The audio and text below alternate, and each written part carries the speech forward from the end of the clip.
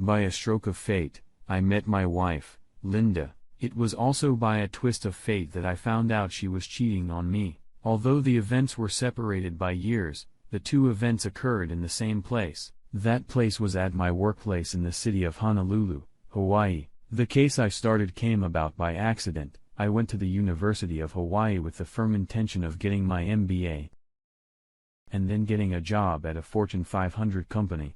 Even with public schooling, I still had to work to finish school. In high school, I became fascinated with computers, so to earn extra money in college, I used my acquired skills in computer repair. Eventually, I started building my own and selling them at a lower price than Best Buy. I earned a bachelor's degree, but decided not to go to graduate school. I had started my own business. So why would I want to work for someone else? In college, I realized I wasn't good at interacting with people. That lesson was as valuable as my degree. I met Linda's brother Don before I even met her. He was having trouble with his computer, or rather his father's computer. He brought over his dad's old Intellivision gaming console. It was a little-known piece of gaming equipment dating back to the 1980s. Don's dad was nostalgic about it, and Don wanted it restored for his dad's birthday. The thing hadn't worked in over 10 years, but Don found it in the attic. Don Eldridge was stacked like a brick. His chest was close to a rectangle. He played soccer as a defensive back in high school and college. Back then, he let his curly brown hair grow long and wild, and he had a beard to match. Add to that, a very large nose, which could have been called a trunk, combined with the fact that his name was Don, and inevitably someone called him Mastodon. That name stuck.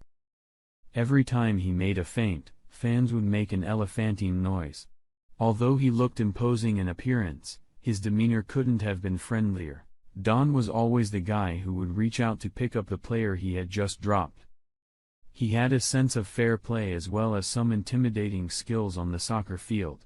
If he hadn't injured his knee, his senior year at the University of Hawaii, he might have made it to the NFL. The Mastodon belonged to Hawaiian royalty. Despite not being athletic in the slightest, I have always followed the Rainbow Warriors. Yes, that's the actual team name adopted by our shared alma mater long before rainbows became fashionable. While I decided that continuing on to college wasn't for me, I had some loyalty to the place where I had spent 4 years learning what I didn't want to do next. I was a little flabbergasted. A Mastodon, I can't believe Hawaii's most eligible bachelor came to me. My name is Ryan, by the way. Ryan Novak. He gave me a friendly clap on the back, almost dislocating my shoulder. Well, Ryan, I won't be a bachelor for long. For some reason, a woman accepted my offer to marry my ugly ass. My sister is the most attractive one in the family. That didn't set the bar too high. I gave him my price, which was discounted because of my appreciation for the man. I asked for an autographed picture of him. My marketing classes were not wasted. 2 weeks later, I actually met Linda when she came to pick up Don's restored comp because he was doing local advertising or taking tourists on his boat for Mastodonty tour. I was blown away. She had the same curls in her long brown hair as her brother. Her nose wasn't as prominent, and she was a few inches shorter. In fact, she had many of the same features in a much more attractive and petite package that also included breasts and dimples. She wasn't stunning, but she was definitely attractive and had obvious sexuality. We started dating, and that's how I met her best friend, Don's wife, Candace. Candace and Linda had grown up together since elementary school. Candace had been in love with Don since she hit puberty. Eventually, Candace turned into a woman and Don noticed his sister's friend and started courting her or something like that. It's the saccharine version, I'm told. Candace has turned into a hottie. She's one of those Hawaiian women you see in the tourist ads, a mix of Asian and native islander with God knows what other bits of attractiveness mixed in. I had no doubt she had her sights set on him. And he was powerless to resist. All three of them shared memories that I wasn't a part of, but I eventually settled in. The only thing that was noticeable was that Candace was never called by the obvious nickname, Candy. She thwarted every attempt to use the nickname, and one night when I asked her why, she said. Candy sounds like a stripper who was empty-headed. I never wanted anyone to think of me that way. Don and Candace got married, and soon after, Linda and I did. Linda and I had 2 children. Don was shooting blanks, and he and Candace both wanted kids. So they adopted 2. They adopted each child about the same time Linda had ours. Adoption does take time, and it was like we were all in sync with each other. It was great to be part of a strong quartet. We loved being around each other. All the kids played together, and we were in each other's lives almost daily. Naturally, something so perfect can't last. The gods hate eternal happiness in our lives. I grew my business so much that Linda didn't have to work. Not only did I repair and build computers, but I all restored old arcade games and home game systems. The change came when our children were old enough to go to school. Linda wanted to work part-time. I had no problem with that, so why not? I didn't want my beloved to be bored. She got a job with a credit card company in their call center. It was 4 hours a day, and she could always send the kids to school and be back before they got home. I was happy. She was happy. We all should have been on the poster of model families. It was Candace who accidentally revealed to me the fact that Linda was cheating on me. It was a typical work day for me when Candace called me and said, "Ryan, I really need you to work on my computer. This is an emergency. I need it right now." Laptop was a piece of metal that wouldn't even start. Candace was an aspiring writer, and her stories were only in that laptop. I assured her I'd do my best after lecturing her on the necessity of backing up her work on a flash drive, and then I dug in deeper. It wasn't that hard to restore the data. Candace downloaded something she shouldn't have. Curiosity took over, and I started looking for the culprit. It turned out to be a picture that Linda had emailed. In that email was a picture of a very handsome man with his shirt off. I later learned that his name was Hunter Sampson. Linda's text accompanying the photo read, "That's my boss." The photo plus the exclamation point led me to investigate Candace and Linda's email without going into too much detail. Linda's boss sent her this picture and she shared it with her best friend. I will say this for my sister-in-law. She questioned Linda about what happened. What had she said that her boss saw fit to send her a picture of him showing off his magnificent abs? She was ruthless in this email exchange when Linda tried to dismiss it, despising it as just a picture of him surfing. This angered Candace, and she explicitly said that Linda was very close to crossing the line. Linda backed down and agreed. She said she wouldn't encourage anything like that again. Things were looking good. Still, I was suspicious. Was it really over after Candace told her off? I wasn't sure, so I looked at Linda's laptop. Knowing she knew what I did for a living, I knew she'd be smart enough to delete any damning emails and smart enough to empty the trash can if she sent something that shouldn't be noticed. What she hasn't deleted is her sent messages. It confuses so many people. That folder was a revelation. Many of her messages were in response to a previous message, so I quickly got a pretty good picture. Linda sent him a picture of her breasts. She didn't send any of her pussy, even though Hunter had asked for it. She told him she would send one when he sent a picture of his buddy. He just told her she had to see him in person because no picture could do it properly. After that, the subsequent emails got even worse. Yes. They had sex after that. They both raved about how good it was every time they met and couldn't wait for the next time they met. I did what any normal person would do, going through my wife's private email and discovering what I had discovered. I decided to meet her face to face that evening. It had to be handled delicately because it was a Wednesday, and the kids had school the next day. I didn't want the neighbors to call the police. Kids tend to remember moments like that, so when I got home that evening, I answered her when she said, "Hey, honey. How was your day? Let's talk about it later." She seemed to think I was troubled about something. I must have had a terrible face. She didn't press me. We ate dinner and put the kids to bed. We walked over to the couch, and she looked at me and said, "Whatever is on your mind, I hope you know you can talk to me about it." I'm so glad I can. It can be hard for a man to openly express his feelings. You've really made me feel comfortable so I can express everything right now. I put my hand on top of hers. Linda seemed touched. Of course, you can, dear, I'm your protection. She squeezed my hand, and I squeezed it back, looking her straight in the eye and saying, "It really bothers me that you're sleeping with your boss, so I'd really like to talk about how we're going to handle the divorce so it doesn't hurt the kids." She pulled her hand out of mine like it was radioactive. Then her face turned white, and she made a sound like a dying animal, jumped out the door, got in her car, and drove away. It didn't quite go the way I expected. I had a whole speech prepared and her departure prevented it. It was a worse offense than cheating. I mean, I actually rehearsed so many select comments in my head, it only got worse. Now I had to get the kids ready for morning school, and that wasn't my thing at all. I had no way to vent or get an explanation, and I was suddenly a single dad with 2 kids. Linda remained silent for the next 2 days.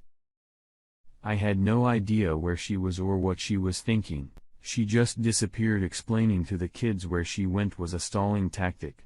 Until I heard from her, I had no idea what to say so as not to traumatize them, so I told them what I thought they could understand without worrying. Mom is visiting Aunt Candace and Uncle Don. As it turned out, this was true. Linda was living with her best friend and her brother. I found this out over the phone from Don, who invited me over to his house to talk to Linda without the kids. I loved Don and Candace. This was clearly an intervention. Curiosity made me agree as well as a desire to finally give my speech.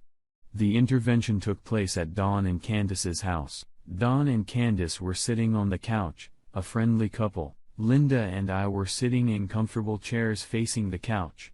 Looking back, I realized it was a good arrangement. It was as if Don and Candace weren't taking sides, rather we were both on trial. Don started the conversation by saying, "Ryan, I love you. You have been a wonderful husband to my sister, and I will always adore you for that. However, I know my sister has hurt you. I hurt too, brother. I want you to know that. I hurt for both of you." My fingernails dug into the armrest of the expensive chair I was sitting in when I said, "I'm glad you feel my pain. I'm glad you can empathize. I really want Hunter to share my pain too. I mean, he really played a part in it. I wish he could feel the pain all over his body because that's how I feel right now. I hope you're not thinking of physical abuse." Candace interjected. "Just a little bit. I wanna hit him with a cricket bat." "Why not with a baseball bat?" Candace asked with a slight smile. "Because I don't want to go to jail for assault, and I think a cricket bat would probably cause less injury. I also like the sight of that flat bat spanking his ass. I want his body to hurt so much that it hurts to put on or take off his clothes. This is impractical for 2 reasons. Why? We live on an island where no one plays cricket, so where are you going to find a cricket bat?" Don was right. The second reason, violence never solves anything. I disagree. It stopped fascism in Europe. You can't compare Hunter to a Nazi. Well, you're right. There's no comparison. The Nazi never had sex with my wife. I know the worst thing for you is lying in deceit. This breach of trust is going to be hard to undo. I was silent for a few seconds. Everyone looked at me waiting to see how I would react to her overture. That's not really the worst of it. The worst part is that you've had sex with someone other than me. Linda tried to keep what she thought was a chance for me to accept her sincere and remorseful confession. "I only had sex with him 7 times. I nodded. "What a relief. Thank God, only 7 times and not some unforgivable number. Since you all seem to be experts on the subject, what exactly would that number be?" I looked at everyone in the room. No one answered the question. I didn't expect anyone to answer since the question was rhetorical. Don did his best to evade the answer. "Once, twice, 100 times. That's not the most important thing. What is important is that Linda wants to restore your marriage and is incredibly remorseful." Candace backed him up before a second had even passed. "Can you be sure that the problem you're facing isn't your ego?" I didn't even have to think about how to answer that. "I can answer that one thing for sure, Candace. Of course, it's my ego. I just can't believe you all here are trying to minimize it. Don said, listen to me, brother, your ego is something you can control. Nobody is trying to minimize it. You can strengthen yourself by defeating your ego. Why let it stand in the way of true love? Look at it this way. Forgiveness is a gift you give not only to the other person, but to yourself. I felt like I was in the Twilight Zone or in Los Angeles. So if I had an affair with a woman 7 times in 3 months, would you forgive me? Oh, yes. Yes. And yes again. I wouldn't like it. It's the worst thing I can imagine, but I would take you back. I'll prove it to you. Have an affair, hang out with me. I deserve it. I want you to have an affair. Please do it if it'll help us get back together. It could be with anyone. I conceded that she was saying the right thing. I asked the question, Linda, why did you do it? It has nothing to do with you, Ryan. When Candace and I were dating as a couple, she always had an attractive friend, and I always had a less attractive friend. I never got the handsome one. This was the only time a handsome guy was interested in me. It didn't improve my mood. I know I'm not handsome. What surprised me was that Candace turned out to be more angry than I was. Are you really blaming this on me, bitch? I was afraid Candace would scrunch up her face, but Don held his wife back. Linda got up from her chair and said, I was just jealous. Oh, please don't think I blame you, you're my sister. That was my insecurity. I don't wanna lose our friendship. Candace stopped pulling out of Don's embrace and said, we always have been and always will be sisters. I'm sorry you didn't get the handsome men. You deserve it. Although no handsome man compares to my Don, I wish you learned early on that looks aren't the most important thing. I felt like the conversation had somehow slipped away from me at that moment. I was more concerned about myself than anything else. I tried to put things back on track. Candace, I know you love your best friend, and you say I'm a good friend too. If I cheated on Linda, would you be as forgiving? Would you have talked her into making up with me? Candace somehow stepped back from the emotional moment and said, look, she was able to share her life. What she did had nothing to do with you. She was living 2 different lives. I said that sounds like utter nonsense. I know it's hard for men to understand.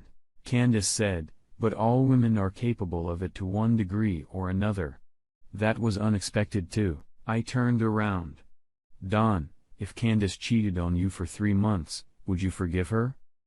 Don looked at me resentfully. That's a ridiculous question. Candace is not some dirty slut who would betray her husband and spread her legs for some man and risk our marriage. Linda began to cry with a wail. Don ran into an obstacle and backed up. What I meant was that we can all be tempted, even Candace. She'll always overcome temptation, but if she doesn't, I'll forgive her, even if she gives into temptation 7 times, once, twice, 100 times. That's not the point. It's about dealing with your male ego. Well, my love for Candace is stronger than that. That sounded like bullshit to me, so I asked his wife, Candace, if you cheated on Don, who I know you love, would you expect him to forgive you? I can't believe you're even asking me. I'm not some whore. Linda shrieked and collapsed into a fetal position. Candace ran up and hugged her. No. You're not Linda. You're not a slut just because you've had sex with another man other than your husband. Linda howled, even louder. Having sex with someone else doesn't make you a slut. You're not a cheater. You didn't do it for the money. You did it because you have low self-esteem issues. Linda started shaking and punching herself in the face. I could see Don contemplating whether to call an ambulance. Don and Candace were holding Linda's hands. I tried again to summon the voice of reason into the room after Linda held back from attacking herself. I looked at Candace. So let's see if I got this right. Linda wants me to have an affair. Don says he'll forgive you for having an affair. You say it's okay for someone to want sex with an attractive person. Did I get that right? Yes, Don replied. We all tell you that. Candace, you also told me that I should love Linda as much as you do because I'm the one who married her. Yes, Ryan. You married her for better or worse. Dawn and I show more concern for her well-being than you do. She's obviously hot. Well, I said. You've all given me a lot to think about. It seemed like a good time to apologize and get it over with. I liked Dawn, I liked Candace, and I liked Linda a hell of a lot. To cut them all out of my life would be painful. However, that evening turned into a circus, and not in a good way.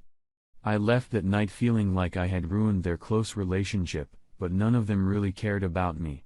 I went home and stared at the ceiling for hours pondering. Around 3 a.m., an epiphany came over me. I actually slept for 2 hours after running it through my head several times. I woke up to the doorbell ringing after drinking my first cup of coffee. Yes, I wake up after my first cup of coffee. I don't remember how I somehow got the kids off to school. I wasn't sure I fed them. It was Candace. I invited her in, but was wary. The previous night had been a shit show. I grabbed a second cup of coffee and poured her one. I'm sorry about the shit show last night, Candace said.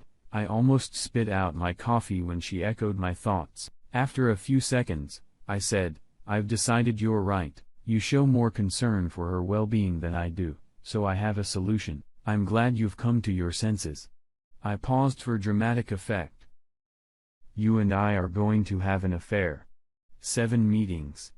After that, Linda will be completely forgiven. What? Seriously? What? Linda said I could have an affair if it would help. So I'm taking her word for it. Don said he'd forgive you if you cheated on him, so I'll take his word for it. You said you were eager for me to forgive Linda, so I'm taking you at your word. I have to talk to Don about this before I even think about it. It would ruin the situation. Linda kept it from me, lied, and kept me in the dark. It has to be the same. Don has already said he'll forgive you, so you don't need to consult him. Linda never told me. I'm the one who caught her. Tell him when it's over if you have to. Hell, I want you to tell him after it's over, but not before. It still won't be as sneaky as Linda's behavior. I'll be sure to tell Linda too. How the hell am I supposed to see Don every day and keep it a secret? You have to share your life. I've heard you say that all women can do it better than men. I don't think I can do it. There's too much to think about. Why don't you just find someone else? Well, I'm pretty sure attracted too. I'll probably have to hire an escort. I'm not comfortable with that. You have a vested interest and an amazing body. So you are the one who is my option, she replied. I'll have to think about it. Of course, that meant no. I wasn't surprised that Candace didn't really mean what she said that night. She just didn't try all that nonsense on herself. I was making plans for a divorce. Suddenly 2 days later, Candace changed her mind. I've decided to accept your request. I wish I could say it was because she was crazy about me. But alas, the real reason was domestic and perhaps predictable. She showed up at my house in a frenzy, not even knocking, just opening the door and barging in. I can't take it anymore. She's driving Dawn and I crazy. She's destroying my marriage. I could have said something sarcastic at that point, but when things are going well, it's best to mind your own business, which was a shame because I did have something to say. Candace agreed to all my terms. Her only demand was that I would actually forgive Linda completely if Candace followed through. Honestly, I didn't expect her to ever agree with everything I said, so I hesitated for just a moment. After a brief pause followed, absolutely. I'm only doing this because she's my best friend. I'm not too fond of you right now. She agreed, though. And that was what really mattered. We started working out the details. It'll look suspicious if you forgive Linda immediately. How do we sell this to Linda and Dawn that you're taking Linda back? I had an answer to that question. All I needed to do was offer Linda a lifeline. That afternoon, I called Linda during my lunch break. Linda, I need you to report your relationship with Hunter to Human Resources. Report what? I can't claim it with sexual harassment. I'm not gonna lie. I'm not asking you to do that, my dear. I'm not asking you to do anything unethical that will affect your conscience. However, in reading your employee handbook, I found that there is a policy against communication between a supervisor and a subordinate. You know, one of the measures to prevent the possibility of sexual harassment. You really work for a good company, so just report the relationship. She did. Turns out Hunter was married to a very wealthy woman with a prenup. It's a gift when your enemy puts his own head in the noose and all you have to do is knock the chair out from under your feet. Let's just say Hunter got in trouble and left Hawaii, so he was never seen again. After Linda made it, I welcomed her back home. I greeted her with kisses, and we made passionate love that night she came home. Linda and I were together again. Although it was conditional, I hadn't set aside my reservations. Linda could feel that we made love and acted like a family, but she knew I hadn't fully forgiven her. She knew there was still a wall. She was right. That wall wouldn't come down until Candace made up her mind. Candace didn't back down when I agreed to our first date. I decided it would be spectacular. I booked a room at the Four Seasons Hotel with a king-size bed. I placed rose petals on the lightly fluffed bed. I lit candles and made sure they wouldn't set off the smoke alarm because I had turned it off. The champagne bottle and vase of strawberries she'll see when she comes in. It would be an illicit affair. I would play the role of lover to the end. I wanted her in on it, so it was only right that I was in on it too. It turned out to be easy for me. I was looking forward to it, and even though part of me felt like Candace might give up at any moment, I wasn't going to be the one to kill her mood. I was going to do my part and trust that she would do hers. If not, we would just go back to where we started. Candace disrupted my plans. She showed up wearing a long coat that was very inappropriate for the climate and carrying what might as well have been an overnight bag. Ryan, what's with the strawberry champagne? That's not gonna work. Why not? I already have the most romantic, wonderful lover in the house, so I don't want you to even dream of being the best lover. Sweep those fucking rose petals off the bed. I also don't eat strawberry and just give me a few minutes in the bathroom. Does that mean you're backing off? No. It just means we're gonna have sex, not make love. I better not see a single pink petal on the bed when I get out of the bathroom. Walking in with her bag, she slammed the door shut. The woman who emerged from the bathroom was bundled up in a black bra that was a size smaller and black panties that looked like they had been painted on. Her newly applied lipstick was a red shade that I think was called Take Me. So if it works, I'm Candy. You don't make love to me. You don't call me Candace. I'm Candy. I'm not your lover. Every time we meet, I'm Candy, and I'm here to sleep with you. That's my whole plan. I was all ears.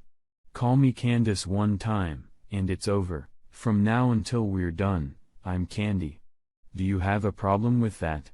What for? I grabbed her and our tongues were dancing in a flash. This wasn't at all what I'd envisioned or planned.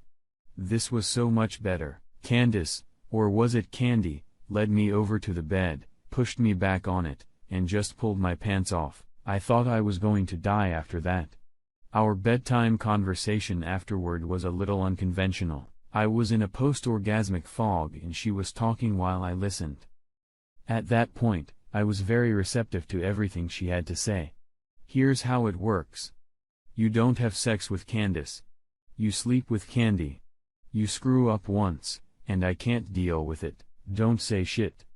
Just go along with it.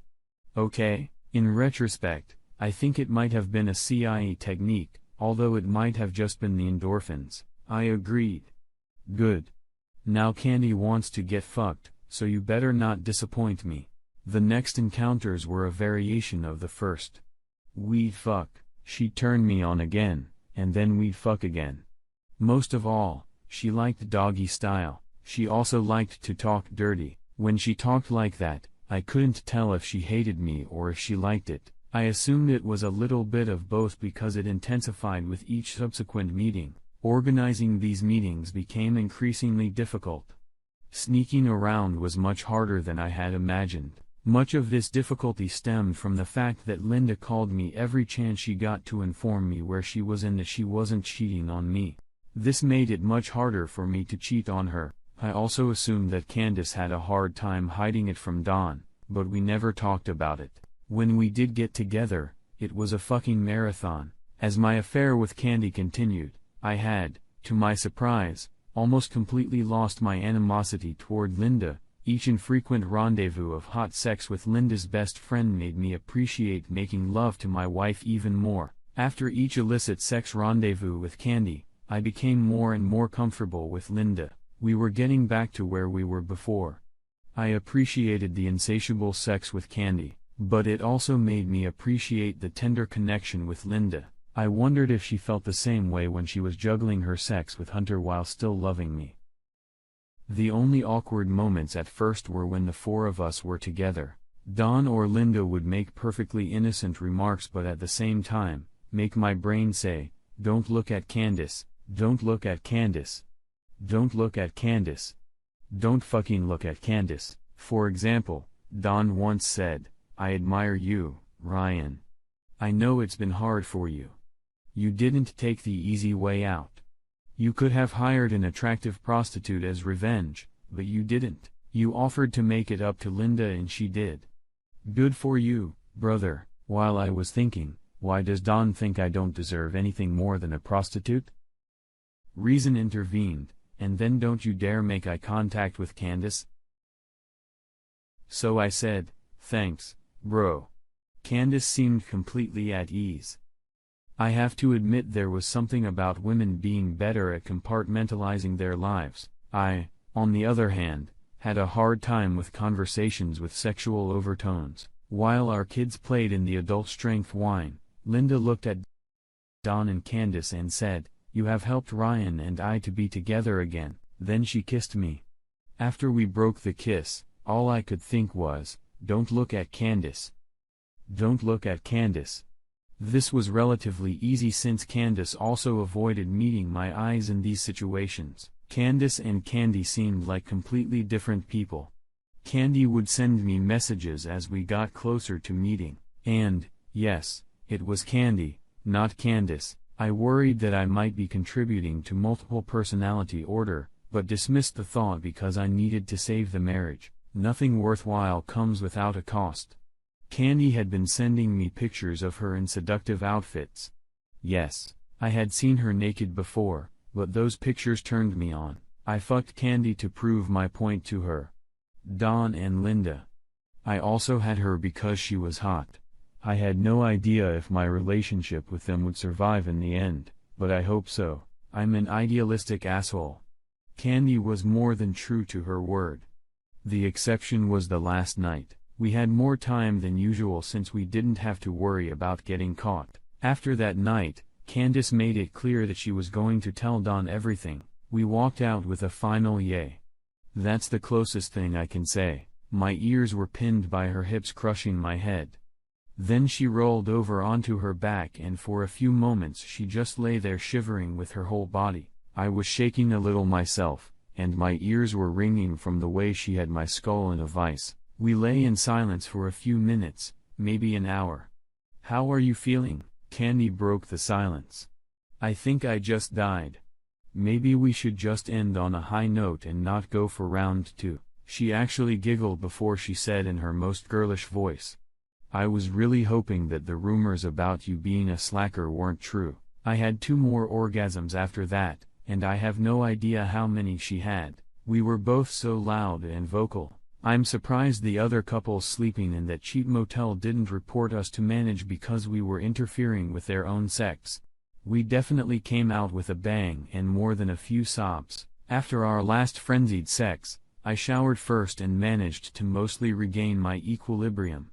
Out went Candy, and when the bathroom door opened again, Candy was gone forever. Candace emerged from the bathroom in her usual modest attire. Her demeanor spoke for itself. We were done. It was good. Allowing yourself a sweet candy now and then as a treat, but a constant sweet diet will kill you. Candace left before me. There was no goodbye kiss. Just a discussion of what we were going to do next. She was going to tell Dawn all about it tonight. And after that, we would tell Linda everything. After all, it was a family affair. Candace would tell Dawn, and then we would all meet at my house. I told Linda that Dawn and Candace would come over after the kids were in bed. It was time to put everything on the table. Dawn had something come up, so he was going to be late. So it was just me, Candace, and Linda. I went first. Linda, I'm totally ready to forgive you.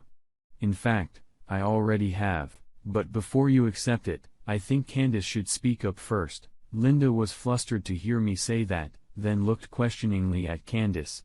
I slept with Ryan. Linda immediately gave Candace a hug. Thank you. Thank you. Thank you. Oh my God, you really are my sister. Candace hugged her back and said, it was the only way out. I love you. It was you. Linda said passionately, now I don't have to worry about whether Ryan got sick or if someone got pregnant. Thank you. It didn't go the way I expected.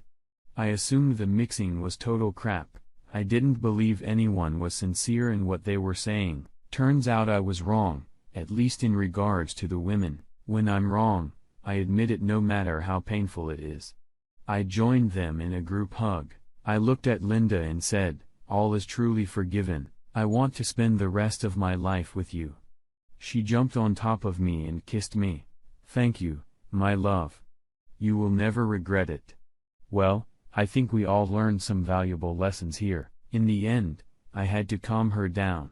I looked at Candace and said, you've shown me a lot, and I want to apologize to you.